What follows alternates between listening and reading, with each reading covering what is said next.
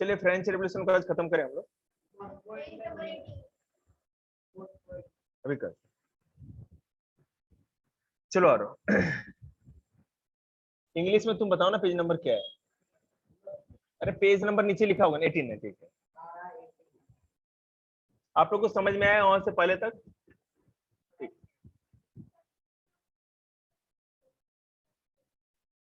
Very short और objective, मतलब 1 marks वाले जो होते हैं, 1 लाइन 1। नोट्स तो भेजे रखा है ना आपको, नहीं दिया नोट्स? नोट्स भेज दे, ठीक, मैं फिर से भेज कोई सब है जो मैंने भेजा है उसी में से दूंगा। आपका इंग्लिश में भेज देंगे, चिंता की बात।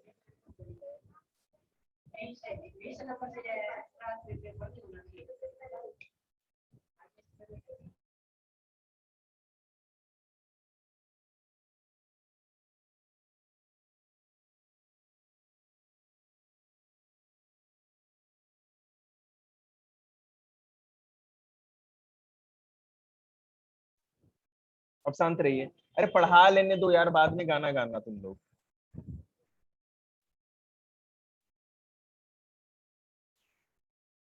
देखिए डायरेक्टरी रूल्स फ्रांस, ये मैंने आप लोग को बता दिया था कि जब मैक्सिमिलियन रॉबस्पेरी को गिलोटिन कर दिया गया उसके बाद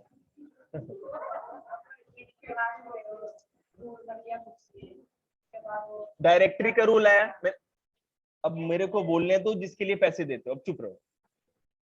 तो उसके बाद रॉबस्पेरी के खत्म होने के बाद फिर से एक बार क्या हुआ कि जो अपर मिडिल क्लास था या उच्च मध्य वर्ग था उनका शासन आया फिर से। आपको पता ही है कि उसके बाद क्या बनाया गया था, डायरेक्टरी बनाई गई थी, ठीक है, और उसका रूल चलता रहा। इसके बाद उसे भी जनता जब त्रस्त हो गई, अच्छे से गेट और अच्छे से पर्दे लगा के आना प्लीज बेटा, बच्चे जागते हैं खराब करके से। उसके बाद नेपोलियन बोनापार्ट आता है। नेपोलियन बोनापार्ट शासन करता है पूरे, और मैंने आपको उसके बारे में बहुत सारी कहानियां बता रखी थी, कुछ दिन वो शासन करता है, ठीक है। मैंने कुछ सालों तक करता होगा, ठीक है ना, लेकिन उसके बाद वो भी खत्म तो होगा ही। हाँ, वाटरलू की लड़ाई में वो मारा गया था। बेटे पर्दे ठीक से कर देना, नहीं तो मामा जी आ जाएंगे। देखिए अब मैं किसी की नहीं सुनने वाला, मुंह बंद कर लीजिए। Did women have a revolution? क्या जो महिलाएं थे उन्होंने भी क्रांति की थी? उन्होंने भी इस क्रांति में या फ्रांसीसी क्रांति में कोई योगदान दिया था, कुछ किया था? देखिए उन्होंने क्या क्या किया था। From the very beginning women were active participant in the event which brought about so many important changes in French society. They hoped that their involvement would pursue the revolutionary government to introduce measures to improve their lives. Most women of the third estate have to work for a living. They worked as seamstresses or laundresses, sold flowers, fruits, and vegetables at a market, or employed as domestic servants in the houses of prosperous people. Most women did not have access of education and job training. Only daughters of nobles or wealthier members of the third estate could study at a convent, after which their families arranged a marriage for them. Working women had also to care for their families, that is, cook, fetch water, queue up for bread, and look after the children. Their wages were lower than the men. जब France की क्रांति start हुई थी, Louis 16 का शासन था, या उसके बाद और जब अपर मिडिल क्लास का या उच्च मध्य वर्ग का शासन आया, उसके बाद रॉबस्पेरी का शासन आया, उसके बाद फिर जितने भी लोगों का शासन आया, चाहे आप इसकी बात कर लो, क्या नाम है इसका, नेपोलियन बोनापार्ट का, हर समय में महिलाओं को किसी भी तरह के अधिकार नहीं दिए गए। महिलाओं को घर का जो चूल्हा चौका जो हम लोग अभी कहते हैं गांव देहात में, वहीं तक सीमित किया गया था। हम लोग कहते हैं, ब्रिटिशर यहाँ आए इंडिया में तो कहते थे कि इंडिया है ना सबसे दी बैकवर्ड कल्चर इंडिया का, पिछड़ी हुई संस्कृति। लेकिन वो खुद देख लें कि उनके देश में औरतों को वोट का राइट पाने के लिए खुद से एक बहुत बड़ा आंदोलन करना पड़ा, फेमिनिस्ट मूवमेंट कहा जाता है, ठीक है। फेमिनिस्ट मूवमेंट ब्रिटेन में, ले लो ये 1600 समथिंग में मिल गया था एक से। हाँ लेकिन फिर भी वहां पर भी तो आंदोलन करना ही पड़ा था ना। कंट्रोल बहन कंट्रोल बाद में ये सब बात। तो जिस तरह से समाज में औरतों की स्थिति थी, हालांकि वो भी समाज का हिस्सा थी और क्रांति में उन्होंने भी योगदान दिया था। और कैसे योगदान दिया था? ब्रेड बेचने का काम, फ्लावर बेचने का काम, घर के किसी के घर में जाके काम करना, या अपने घर के साथ साथ जो मजदूरी का काम था वो भी करती थी। ये सब तरह के काम तो करती थी। अच्छा, वहां पर 2 नोटबुक मोटी मोटी, एक भाई को दे दो। 2 नोटबुक मैंने इसलिए ही रखी है। हाँ वो ले सकते हैं, हाँ ले लो, आपका ही है 1 घंटे के लिए। औरतों का काम मर्दों के जितना ही था। फैक्ट्रियों में भी काम करती थी, मजदूरी का भी काम करती थी। एजुकेशन का कोई राइट नहीं था। औरतों को पढ़ने लिखने का समाज में चलन ही नहीं था। केवल जो बहुत ज्यादा अमीर लोग थे, 3rd स्टेट के हों या 2nd स्टेट के, वही लोग केवल कॉन्वेंट तक अपनी बच्चियों को या बेटियों को पढ़ाते। बाद में जैसे ही बड़े हुई, शादी विवाह करके उनको अपने घर भेज दिया। पढ़ाने लिखाने का कोई सिस्टम वहां पर, एजुकेशन का लोग अवेयर नहीं। फ्रेंच, हाँ। तो बेटा हम लोग हिंदी में बात करते हैं, हम लोग अपने आप को बैकवर्ड मानते हैं हिंदी बोलने के समय। ये हमारी मातृभाषा, पता है दुनिया में बहुत कम ही भाषा है जो हिंदी के लेवल की है। बहुत ही अच्छी भाषा मानी जाती है। लेकिन अगर इंग्लिश नहीं बोलते तो समाज में हम लोग का सरकारी नौकरी अगर चपरासी भी कोई बन जाता है तो समाज में भाई वो तो तोप हो गया। अभी आपको पता है प्यून की है ना, अगर सोशल स्टेटस एज मैं भी काम चलाऊं कमा लेता हूँ, मेरे से ज्यादा अच्छा उसका काम माना जाता है सरकारी नौकरी। समझ रहे हैं? इंग्लिश कोई बोलता है तो ज्यादा अच्छा। अब मान लो कि जो प्राइवेट स्कूल में पढ़ते हैं छोटे बच्चे, मैक्सफोर्ड हो गया और बड़े बड़े स्कूलों में, इंग्लिश ताबड़तोड़ बोलते हैं। जरा पूछना 7th 8th क्लास के बच्चों को पार्लियामेंट के बारे में ठुस हो जाएंगे। इंग्लिश की ग्रामर बोले कि 2 लाइन लिख के दिखा, 2 लाइन में ठुस हो जाएंगे। उनको लिखना ही नहीं आएगा, हाय हेलो बाय तक ही आता है उनको। तो ये स्थिति है, समझ रहे हैं ना? ये फ्रेंच रेवोल्यूशन में नहीं आना चाहिए, रहने दो।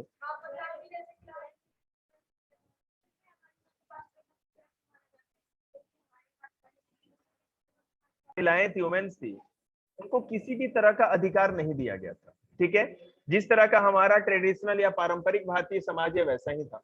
लेकिन उन लोगों ने क्रांति में भाग लिया, और किस तरह से लिया वो देखिए। In order to discuss the voice their interest, women started their own political club and newspaper. औरतों ने हार नहीं मानी। वहां पर उन्होंने बोला कि सब घर का काम, बाहर का काम, सब कुछ हम करें। घर का काम करें, कमा करके लाए, हैं? मामा बुला के मानेंगे ये किसी को?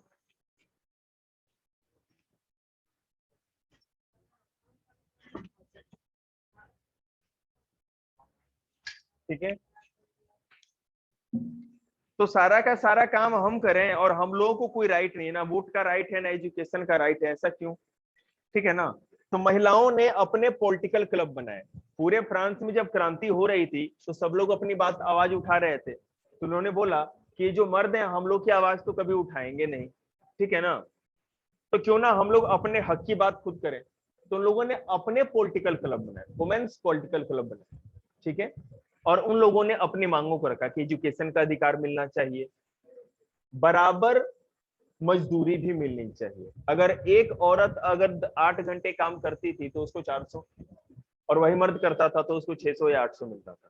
ठीक है, क्योंकि माना जाता था कि औरत है ना काम चोर होगी, कम काम करेगी। ऐसा लोगों का सोच था, समाज की सोच थी। अब ऐसा नहीं है कि मिलकर के मुझे कूटने लगना, सब मैं नहीं सोच रहा। ठीक है, आगे देखिए। तो उन लोगों ने अपने पॉलिटिकल क्लब्स बनाए, अपनी बातों को उठाया। Main demand was that women enjoy the same political right as men. Women were disappointed that the constitution of 1791 reduced them to passive citizen. याद है ना? पैसिव सिटीजन 1791 में जो संविधान बनाया गया उसमें पैसिव सिटीजन और एक कौन सा था? एक्टिव। एक्टिव सिटीजन, एक्टिव मतलब कि सक्रिय नागरिक, और पैसिव मतलब निष्क्रिय नागरिक, उसमें औरतों को रख दिया गया था उस कैटेगरी में। मतलब ये कभी भी वोट नहीं दे सकती। पैसिव सिटीजन वो सिटीजन होते थे जिनको वोट का राइट नहीं होता था। वो कितनी भी पढ़ी लिखी हो, कितना भी बड़ा प्रॉपर्टी वाली हो, लड़की है या औरत है तो वो वोट नहीं करेगी। ठीक है, इस बात का उन्होंने विरोध किया, इस कॉन्स्टिट्यूशन का या संविधान का उन लोगों ने विरोध किया। They demanded the right to vote.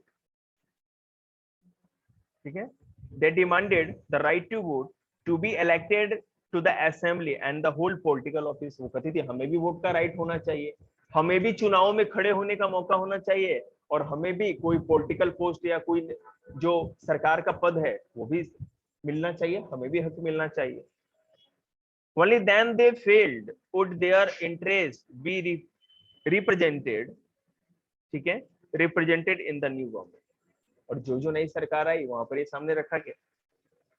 In the early years, the revolutionary government did introduce laws that helped improve the lives of women, together with the creation that helped improve the life of creation of state schooling was made compulsory for all girls.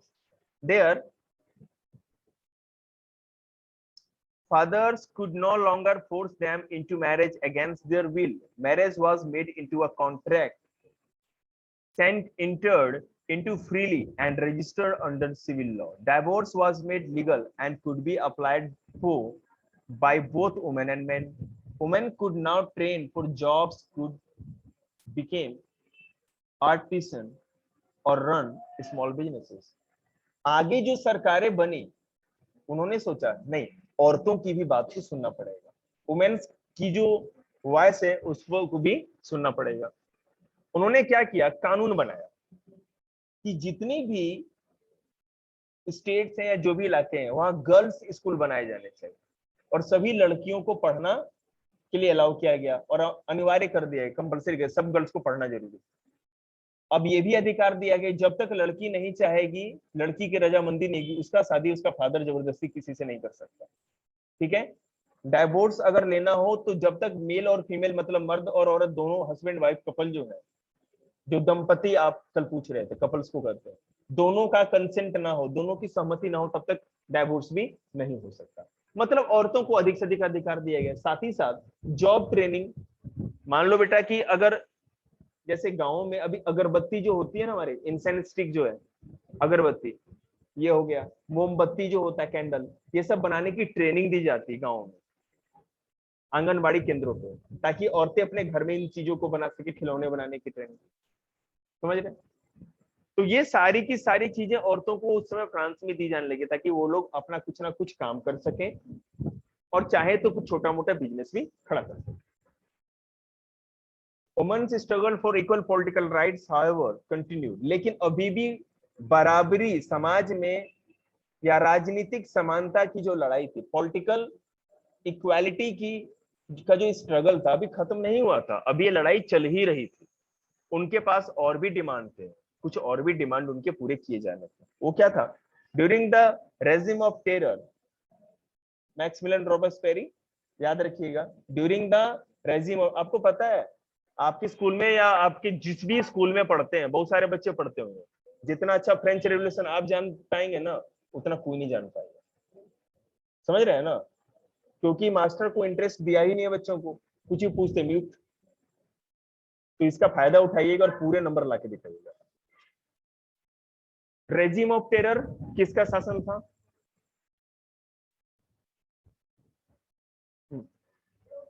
Maximilian रॉबर्सपेरी का। हाँ, guillotine पे टोकड़ी तक, वो वाला। पता है क्यों बताया? चलो हाँ, कुछ बच्चे मेरे से बार बार, एक बार है ना, एक बच्चा पूछता है, ऋतिक है ना, ऋतिक पूछता है ये बात, मैं आपको बता रहा हूँ क्यों ऐसा किया जाता है। ऐसा इसलिए किया जाता है, ठीक है। तो during the regime of terror क्या हुआ कि औरतों को, हाँ, the new government issued laws ordering closure of women's club and banning their political activities. Many prominent women were arrested and a number of them executed। ठीक है, जब regime of terror था आतंक का राज था। तो बहुत सारे पॉलिटिकल क्लब जो औरतों ने बनाए थे, राजनीतिक जो ग्रुप बनाए थे समूह, उसको बंद कर दिया गया। प्रोमिनेंट वुमेन मतलब कि जो प्रसिद्ध या फेमस जो भी महिलाएं थी, नेता, महिला नेता जो होती है लीडर, उनको अरेस्ट कर लिया गया। कुछ ज्यादा बोल रही थी तो गिलोटिन, टुकड़ी, मुंडी कट, ये भी किया गया। एग्जीक्यूटेड मतलब वही, ठीक है। तो women's movement for voting right and equal wages continued through the next 200 years in many countries of the world. 200 सालों से अधिक सालों तक दुनिया के और भी देशों में महिलाओं को वोट के अधिकार के लिए और साथ ही साथ बराबरी के मजदूरी का या जो वेज होता है बराबर बराबर दोनों को मिले, इसके लिए ये लड़ाई बहुत लंबी चली, 200 सालों तक चली। केवल फ्रांस में नहीं, ब्रिटेन में और यूरोप के बहुत सारे देशों में चली। The fight for the vote was carried out through an international suffrage movement. इसको international suffrage movement भी कहते हैं। During the late 19th and 18th century, the example of political activity of France women during the revolutionary years was kept alive as an inspiring memory. It was finally in 1946 that women in France won the right to vote. कितने सालों तक लड़ाई लड़ी गई? 1789 में, 1789 में फ्रांसीसी क्रांति हुई थी और गिलोटिन कर दिया गया था लुई 16 को। उसके बाद बहुत सारी सरकारें हैं, लेकिन उसके कितने साल बाद देखो 1946 में औरतों को राइट टू वोट मिला। इतनी लंबी लड़ाई लड़नी पड़ी, कितनी सरकारें आई और गई। 1946 मतलब 1946 समझ रहे? इस साल फ्रांस में औरतों को राइट टू वोट मिला। ये 1 मार्क्स के क्वेश्चन आपके पेपर में आएगा।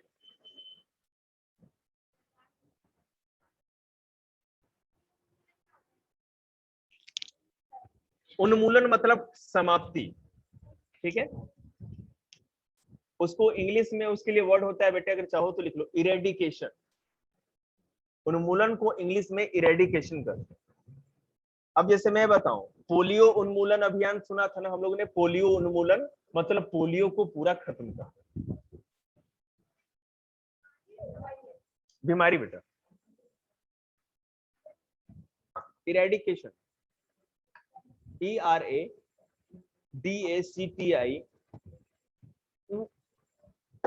Eradication, ERADICTIO।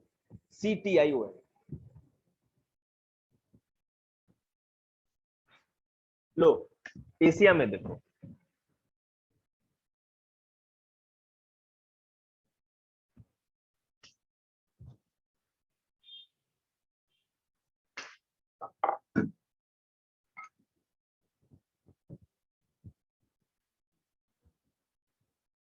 आप ये इस लेडीज के बारे में जानना चाहते हैं और ये आप लोग को जानना भी है, पेपर में आ सकता है, इसके बारे में बता रहे हैं। वो पिक्चर में देख रहे हैं ना, वो ब्लू, हाँ उसी में,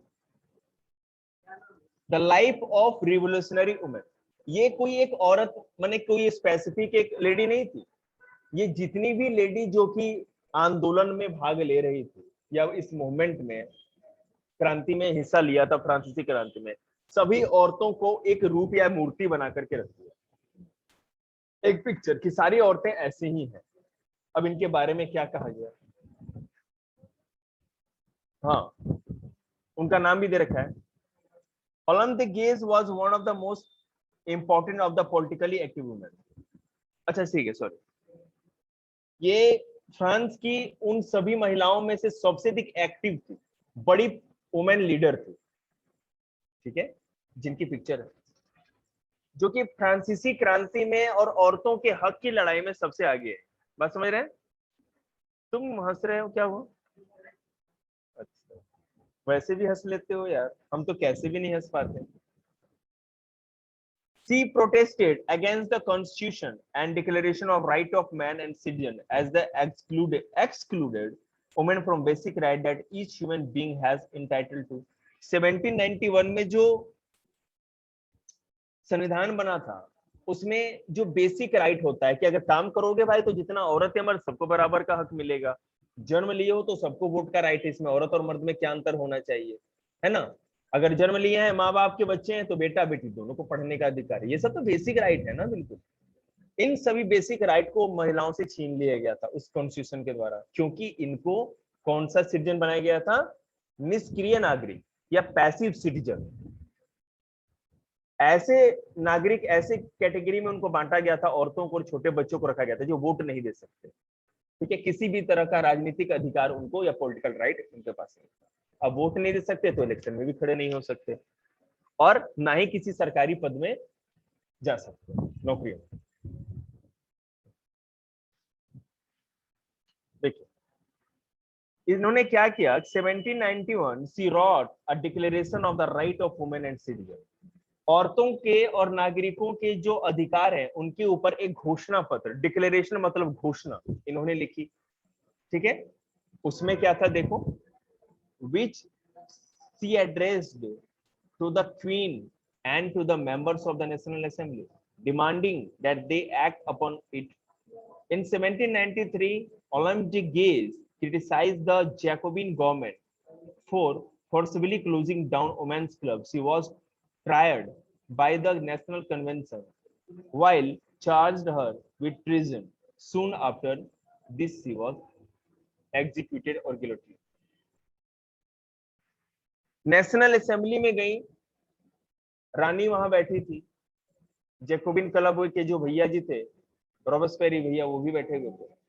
वहां पर इन्होंने अपना जो ये भाषण लिखा था पढ़ा कि महिलाओं को इस संविधान के द्वारा उनके सारे अधिकार छीन लिए गए, उनको किसी तरह का अधिकार नहीं, उनको अधिकार मिलना चाहिए। ठीक है, जैकोबिन जो सरकार है, रॉबर्सपेरी की जो सरकार है, उन्होंने जितने भी वुमेन्स पॉलिटिकल क्लब थे सबको बंद कर दिया।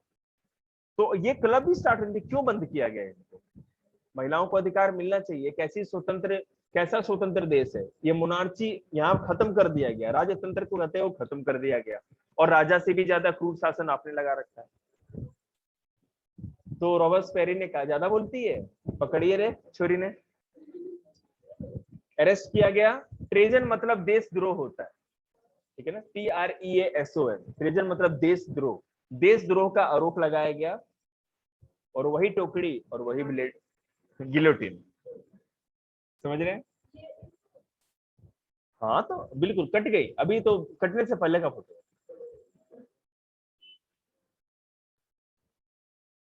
हाँ, अब इसके बाद क्या हुआ? The evolution of slavery. Evolution मतलब भी उन्मूलन होता है, इरेडिकेशन मतलब भी उन्मूलन होता है, दोनों का मतलब होता है। स्लेवरी मतलब होता है दासता, गुलाम, गुलामता या दासता जो होता है ना, जैसे किसी को कोई गुलाम बना के ले आता है।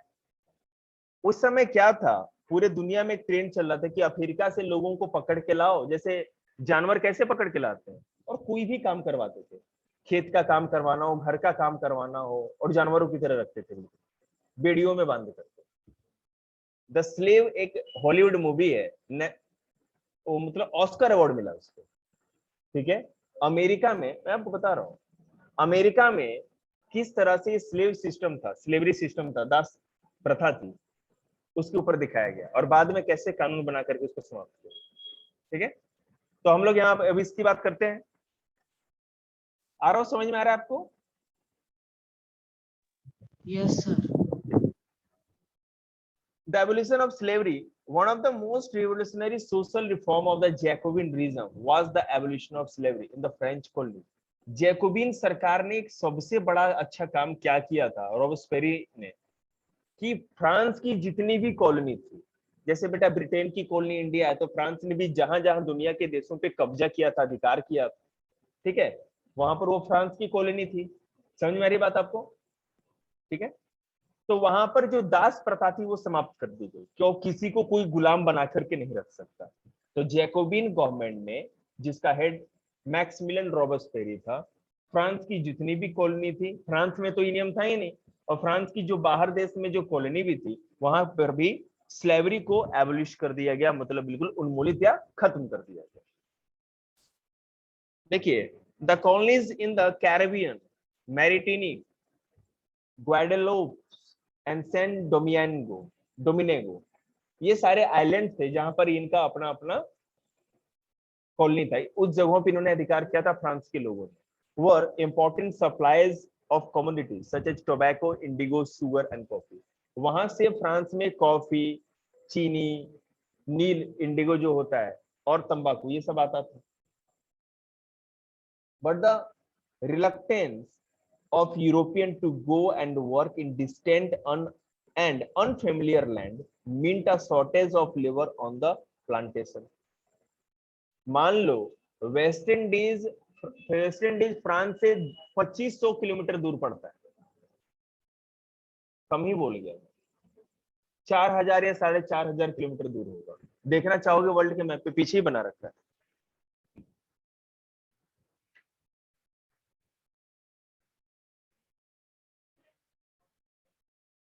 ये है फ्रांस और यहां पे है वेस्ट इंडीज, दिख रहा है आपको? West Indies, Brian Lara, Bravo, याद आया कुछ? गजनी रिटर्न यादाश्त आ गई ना? ब्रेवो रोबो खिलाड़ी है ना, वो पता नहीं कैसे कैसे लटूर लेके घूमते रहते हैं, बालों पे पूरा संसार बसा के रखते हैं बच्चे, वो खिलाड़ी है ना। तो वहां पर क्या था, अब मान लीजिए यहाँ पर है ना, जो लोग हमेशा यूरोप में रहते हैं, अच्छा वातावरण, ठंडा प्रदेश है, यहाँ पर बहुत अधिक गर्मी है और कंडीशन बहुत ही खराब, जंगल थे और ये उष्णकटिबंधीय या ट्रॉपिकल रीजन माना जाता था। और दिक्कत थी कि कॉफी या टोबैको चाहिए तो यहीं पर खेती हो सकती है, फ्रांस में नहीं हो सकती क्योंकि बर्फ बहुत गिरती है वहां पे, गर्म जगह पे होगी। तो यहाँ पर क्या करते थे फ्रांस के लोग, जो यहाँ बागान बना देते थे, कॉफी के बागान, तंबाकू के बागान लगा देते, प्लांटेशन जिसको कहते हैं। लेकिन इन प्लांटेशन में वहां पे यूरोप के लोग आकर के काम नहीं करना चाहते थे, इतना मेहनत का काम उनसे होता ही नहीं और बचना चाहते थे। तो उन्होंने क्या किया था कि जा करके अफ्रीका से गुलाम खरीद करके लाते थे और यहाँ पे उनसे जानवरों की तरह काम करवाते थे, जी, खरीद करके, ठीक है, इस तरह। और उनपे बहुत अत्याचार होता था। पूरी दुनिया में कहा गया कि तुम मानवाधिकारों की बात करते हो, ह्यूमन राइट्स की, फंडामेंटल राइट्स की बात करते हो, और तुम्हारी, फ्रांस से कहा गया, और तुम्हारी कॉलोनीज में ऐसा काम होता है, जानवरों की तरह इंसानों को रखा गया है। तो तुम अपने देश में, तुम्हारा तो खुद ही ये प्रॉब्लम है, तुम दुनिया को क्या शिक्षा दोगे? जैकोबिन जो था, जैकोबिन जो गवर्नमेंट थी, उन्होंने इस बात को गौर से देखा, सोचा और इसको एक कानून बना करके जितनी भी कॉलोनी उनकी थी वहां पे दास प्रथा या जो भी था, ये स्लेवरी एबोलिश कर दी। देखिए ध्यान दीजिए, through out the 18th century there was little criticism of slavery in France। 18th century तक फ्रांस में स्लेवरी पर ज्यादा हाय तौबा नहीं मचाई, ज्यादा कोई उसको आलोचना या क्रिटिसाइज नहीं करता था। लेकिन आगे क्या हुआ, the national assembly had long debates about whether the right of man should be extended to all French subjects including those in the colonies, but it did not pass any law, fearing opposition from businessmen whose incomes depended on the slave trade। सरकार जो वहां पर थी, ठीक है ना, वो किसको, उसमें कौन थे? बड़े बड़े उद्योगपति या बिजनेसमैन थे, और वही लोग सरकार को सपोर्ट करते थे। और ये दासों का व्यापार जो था, स्लेव ट्रेड मतलब दासों का व्यापार, दासों को खरीदना बेचना, वहां पर प्लांटेशन में भेजना, इससे बहुत ज्यादा फायदा। तो सरकार सोचती थी कि अगर इसको खत्म करने का कानून बना दिया जाए। सरकार, देखो फ्रांस में तो ऐसा दास प्रथा था नहीं, फ्रांस में बनता तो, लेकिन सरकार ने सोचा फ्रांस की जितनी कॉलोनी है क्या वहां पर भी बंद करा दिया जाए। तो सरकार ने सोचा अगर बंद करा देते हैं तो ये बिजनेसमैन हमारे खिलाफ हो जाएंगे जो हमको सपोर्ट करते हैं। लेकिन मैक्सिमिलियन रॉबेस्पियर चाहे कितना भी खराब क्यों ना, एक बात था, जितने भी अमीर और अपने आप को ज्यादा धनी समझते थे ना, उनके लिए काल था। उसको तो बिजनेसमैन से कोई मतलब था नहीं, वही ब्लेड और टोकरी, समझ रहे हैं ना। तो इससे क्या हुआ कि जब रॉबेस्पियर की सरकार आई, जैकोबिन सरकार आई, तो उसने इस चीज की चिंता नहीं कि बिजनेसमैन अच्छा मानेंगे, बुरा मानेंगे या क्या खफा होंगे, सीधे काम खत्म करवाया, कानून बनाया और स्लेवरी को कॉलोनी में भी खत्म करवाया। समझ में आ गया बात? 1794 में वो कानून बन गया। जो अफ्रीका से लोग लाए जाते थे पकड़ करके, निग्रो, आपने अफ्रीकन पीपल देखा होगा, उनके बाल है ना ऐसे ऐसे करली होते हैं, बिल्कुल महात्मा बुद्ध के बाल देखे ना आपने, ऐसे कभी कहीं वो देखे क्या? मैंने घर पे थोड़ी आए में चाहते, मैंने फोटो वोटो में, तो इसी टाइप का होता है। निग्रो लोग के करली हेयर होते हैं, उनको बुला के काम कराया जाता है, पकड़ कर खिलाया जाता है। जेनेटिक होता है, पता नहीं क्यों उनके बाल ऐसे ही आते हैं, बड़े हो या छोटे ऐसे ही रहते हैं। नीचे रख दो बेटा, मेरे को तो हाँ गर्मी ज्यादा होती है बहुत ज्यादा। हाँ जी, बाल उनके छोटे भी होते, जल्दी बढ़ते नहीं, और जिनको बढ़ाना हो ना तो फिर वो लटाएं बन जाती है, नहीं भोले बाबा वाली, मलिंगा और लिंगा टाइप नहीं है, खिलाड़ी सब। देखिए इस चैप्टर को खत्म ही करेंगे, बस होने वाला है। The revolution and everyday life, जो क्रांति हुई, हर दिन जो हमारा रोजमर्रा का जीवन है, जो आम जीवन है, रोटी कपड़ा मकान जिससे संबंधित है, उस पर क्या असर पड़ा, उसको किस तरह से इफेक्ट किया इस रेवोल्यूशन में। देख दास प्रथा खत्म बेटा, 1795 में जैकोबिन सरकार ने एक कानून लेके आए और दास प्रथा को खत्म कर दिया।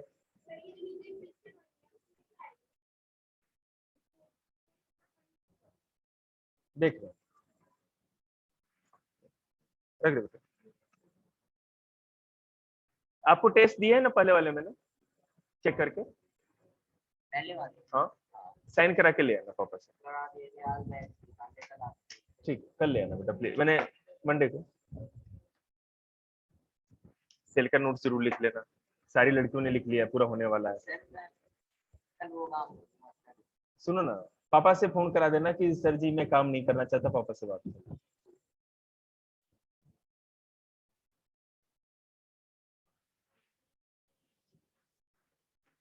ये टैलेंटेड लड़का है, समझ रहे हो ना। अब 8 क्लास वाले दबाव देते हैं कि ये क्यों नहीं करता, ये क्यों नहीं करता। मैं इसको बोल दूं तो 20 पेज इंग्लिश में अभी लिख करके फेंक देगा।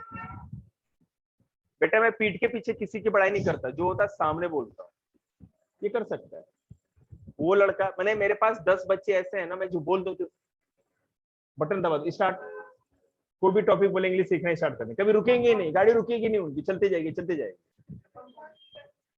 अभी याद नहीं आ रहा नाम उनका, गजनी दिमाग पे छाया हुआ है। एक तो मैंने बता दिया, वो लड़का टैलेंटेड लड़का, ये भी टैलेंटेड है। ए छोड़ो ना, क्या करना है, फोटो होगा कुछ का। अभी मैंने जब 22 के ऊपर पढ़ाना स्टार्ट किया तो नीचे का फोटो क्यों पूछ रहे, पहले पढ़ा तो लेने दो।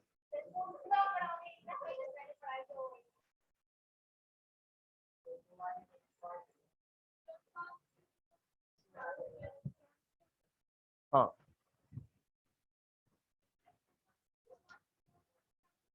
बहन अब मेरे को देख तो लेने दे, फोटो समझा तो लेने दे, फिर फोटो समझाओ और समझाने भी नहीं देगी।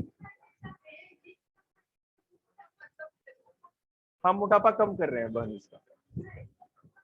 अच्छा रुको ना, छोड़ो हटाओ, चलो देखो यार, the revolution and everyday life.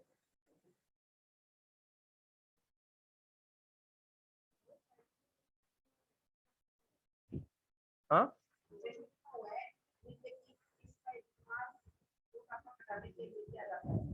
नहीं किया जाता।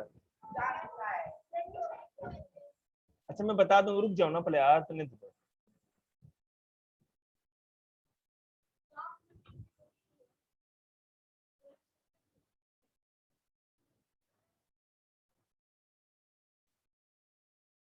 देखिए, जो सरकार बनी उसने ऐसी स्वतंत्रता लेके आए कि सबका फायदा हो, ठीक है। औरतें, बच्चे, पुरुष, सबको स्वतंत्रता और मौलिक अधिकार या फंडामेंटल राइट्स दिए गए। Sir on one important law that came into force soon after the storming of the Bastille in the summer of 1789 was the abolition of censorship in the old regime, all written material and cultural activities. कोई भी आदमी अब कुछ भी press वाले लिख सकते थे, छाप सकते थे, पब्लिश कर सकते थे। अब उनको उन पर से जो रोक थी वो हटा ली गई। एक तो ये सुधार हुआ लोगों के लिए।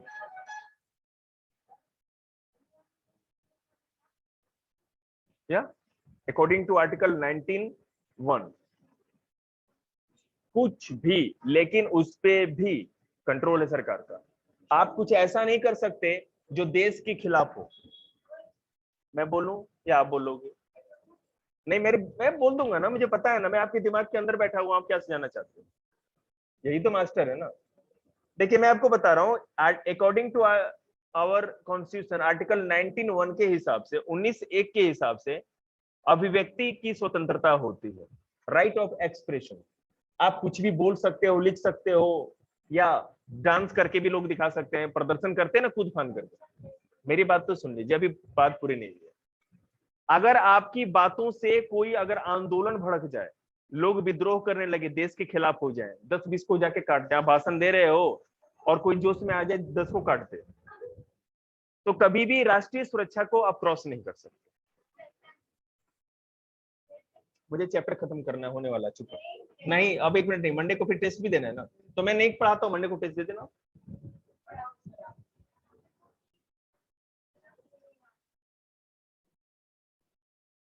हो ही गया है। 3 मिनट आप 10th वालों का खा चुके हैं आप। हाँ इसमें भी वैसा ही है। देखिए तो जब आम लोग एवरीडे लाइफ पे ये सर पड़ा कि ये लोगों को बोलने का, अपनी अभिव्यक्ति का या एक्सप्रेशन का पूरा राइट मिला, कोई आदमी तरह तरह के धरना जुलूस प्रदर्शन जो होता, आंदोलन सब कर सकते थे, सब लोगों को पॉलिटिकल राइट इस तरह का मिला होता। यही सुधार था एवरीडे लाइफ में, और तो कुछ है नहीं इसमें। ठीक है, और जितने भी लेखक थे वो अब बिना डर के और बिना फियर के कुछ भी लिख सकते थे, किसी भी सिद्धांतों का या कोई भी चीजों का प्रचार कर सकते थे, सब कुछ कर सकते थे, ये उनका काम है। और कंक्लूजन मतलब कि वही चीज है, निष्कर्ष क्या निकलता है पूरे चैप्टर का, वो मैंने पूरा पढ़ा ही दिया है, कंक्लूजन ही तो पढ़ा रहा हूँ। Chapter finish. मंडे को इसका ऑब्जेक्टिव का टेस्ट देना है सबको, जिसके पास